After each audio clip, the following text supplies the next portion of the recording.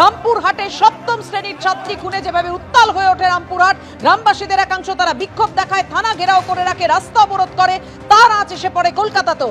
আমাদের সঙ্গে রয়েছেন আমাদের প্রতিনিধি ময়ূক ঠাকুর চক্রবর্তী। ময়ূক, কোন দাবিকে সামনে রেখে এই বিক্ষোভ মিছিল?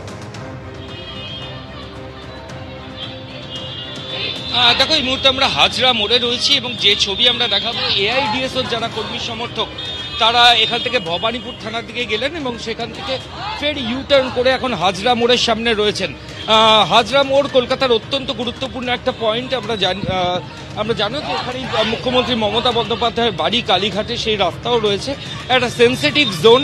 ঠিক সেই কারণেই পুলিশের তরফ থেকে বাড়তি নজরদারি এখানে রয়েছে। পুলিশ আধিকারিকরা একটা জায়গা কার্যত পুরো কর্ডন করে দিয়েছেন যাতে বিক্ষোভকারীরা সেইখানে না পৌঁছতে পারেন, এবং পুলিশের তরফ থেকে সাফ বলা হয়েছে যে কোনোভাবে যদি বিক্ষোভকারীরা যদি পুলিশের সঙ্গে সহযোগিতা না করেন সেক্ষেত্রে তারা গ্রেফতার করবেন পুলিশ আধিকারিকরা, এমনটাও কিন্তু তাদের বলা হয়েছে।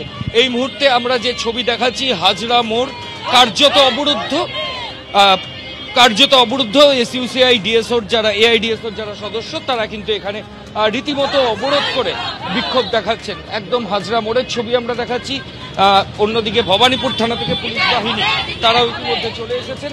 এই মুহূর্তে যে ছবি এখানে দেখতে পাওয়া যাচ্ছে, পুলিশ আধিকারিকরা আটকানোর চেষ্টা করছেন।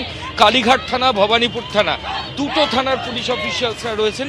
কোনোভাবে এখান থেকে বিক্ষোভকারীদের যেখানে মুখ্যমন্ত্রীর বাড়ি সেই দিকে যেতে দেওয়া যাবে না, সেটাই পুলিশ আধিকারিকদের বক্তব্য। এখন বিক্ষোভকারীরা কি করেন সেটাই দেখার।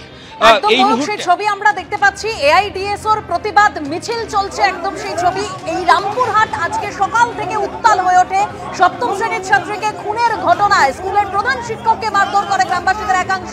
অন্যদিকে রামপুরহাটের রাস্তা জুড়ে বিক্ষোভ চলছে, সেই ছবি তুলে ধরবেন আমাদের অপর প্রতিনিধি ভাস্কর মুখোপাধ্যায়। ভাস্কর, দেখো, এই মুহূর্তে রামপুরহাট থেকে ঝাড়খণ্ড যাওয়ার যে রাস্তা, সেই রাস্তা অবরোধ করেছে এবং সেই অবরোধ কিন্তু চলছে সকাল 11টা থেকে। এবং এই মুহূর্তে সেটা হচ্ছে টায়ার জ্বালিয়ে, রাস্তার মধ্যে টায়ার জ্বালিয়ে অবরোধ চলছে।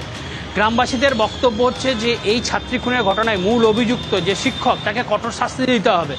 পুলিশ প্রথমে তাকে গ্রেপ্তার করে, কিন্তু 4 দিন আটক করার পর তারপর তাকে ছেড়ে দেওয়া হয়েছিল এবং এই অভিযোগ গ্রামবাসীরা তুলছে। এর ফলে কি হয়েছে, তদন্ত প্রভাবিত হয়েছে। কারণ এই যে দীর্ঘ প্রায় 20টা দিন সময় লেগেছে ছাত্রীর মৃতদেহ উদ্ধার করতে, তার কারণ হচ্ছে পুলিশের সঠিক তদন্ত প্রক্রিয়া না করার জন্য বা ফলো না করার জন্য। এবং সেই জন্য এই বিক্ষোভে প্রথমে আমরা দেখেছি সকাল 10:30 নাগাদ যখন স্কুল খোলে, যেখানে ছাত্রী পড়তেন, সেই স্কুল খুলে তখন শিক্ষকরা যখন ঢুকছিলেন তখন গ্রামবাসীরা আসেন এবং প্রধান শিক্ষককে মারধর করা হয়। তাকে রীতিমতো চর, কিল, ঘুষি দিয়ে লাথি মেরে তার জামা ছিঁড়ে দেওয়া হয়, তার ব্যাগ ছিল কাঁধে, সেই ব্যাগ ছিঁড়ে দেওয়া হয়। পরে রামপুরহাট থানার পুলিশ তাকে উদ্ধার করে এবং রামপুরহাট মেডিকেল কলেজ হাসপাতালে চিকিৎসার জন্য পাঠানো হয়।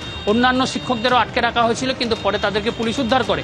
এরপর রামপুরহাটে এসডিপিও নেতৃত্বে বিরাট পুলিশ বাহিনী ঘটনাস্থলে যায় এবং সেখানে এই অবরোধ তোলার চেষ্টা করে। তখন রীতিমতো গ্রামবাসীদের সঙ্গে তর্কাতর্কি শুরু হয় এবং পুলিশকে গ্রাম থেকে একদম বার করে দেওয়া হয়। বাইরে গ্রাম থেকে প্রায় 1 কিলোমিটার দূরে পুলিশকে বার করে দেওয়া হয় এবং বলা হয় যে পুলিশ যেন গ্রামে না ঢোকে, যা ব্যবস্থা নেওয়ার এখন গ্রামবাসীরাই নেবে এবং স্কুল অনির্দিষ্টকালের জন্য বন্ধ করে দেওয়া হয়েছে। এবং গ্রামবাসীদের দাবি, সেই ছবি দেখতে পাচ্ছি যে আজকে প্রধান শিক্ষক যখন ঢোকেন স্কুলের মধ্যে, তাকে কিভাবে গ্রামবাসীরা রীতিমতো ঘাড় ধাক্কা দিয়ে তাকে সেখান থেকে বের করে দেওয়ার চেষ্টা করে। অন্যদিকে রামপুরহাটের রাস্তায় দেখছেন গ্রামবাসীরা, তারা এই ঘটনার প্রতিবাদে বিক্ষোভ দেখাচ্ছেন আগুন জ্বালিয়ে।